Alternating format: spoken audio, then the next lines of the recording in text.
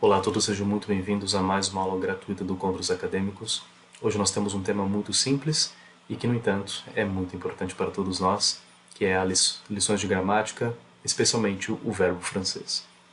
Hoje nós trataremos não de todos os verbos franceses, certamente, nem de suas categorias, diferentemente daquilo que nós havíamos procedido em relação à língua alemã, mas nós vamos tratar de um assunto que interessa a todos nós, que é a construção do futuro, não somente em francês, mas como a construção em francês nos ajuda a explicar fenômenos semelhantes na língua latina propriamente dita e nas suas variantes românicas, bem como o português, espanhol, italiano e assim por diante.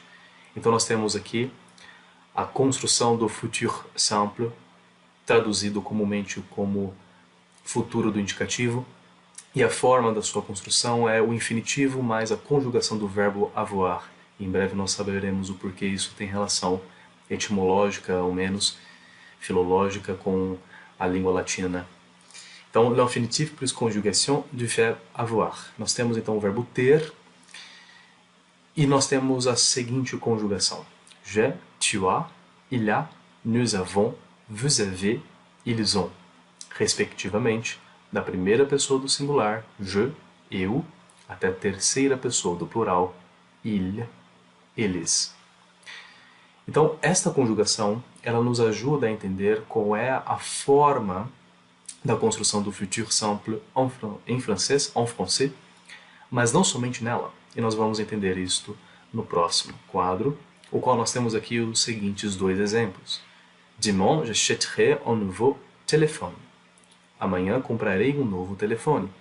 Gostaria de chamar a atenção para a forma do infinitivo do verbo que se encontra entre parênteses abaixo da primeira sentença, acheter, comprar, e somado à terminação do verbo avoir, ter, conjugado na primeira pessoa do singular, certamente pois o sujeito é je, e nós temos aqui acheter ou achèterai, uma vez que nós colocamos aquele pequeno acento ali, nós encontramos este fenômeno semelhante também nas línguas neolatinas no geral, porém com o verbo haver.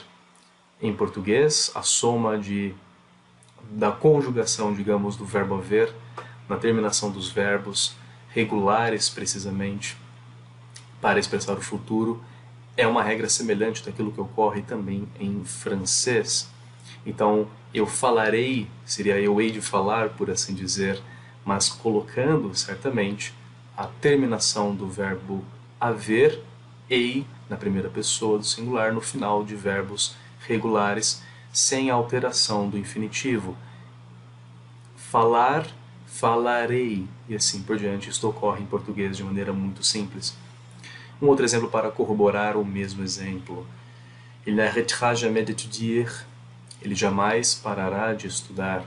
Então nós temos aqui o verbo arrêter, parar, mais a terminação a, equivalente à conjugação do verbo avoir na terceira pessoa do singular, il a, ela, on a, e assim por diante. Bom, tudo isso exemplifica em larga medida o processo pelo qual ocorreu da passagem do latim antigo na formação das línguas neolatinas, que hoje nós conhecemos como línguas românicas, bem como o francês, italiano, português e espanhol, as mais comuns, pelo menos as mais conhecidas, acerca deste tronco.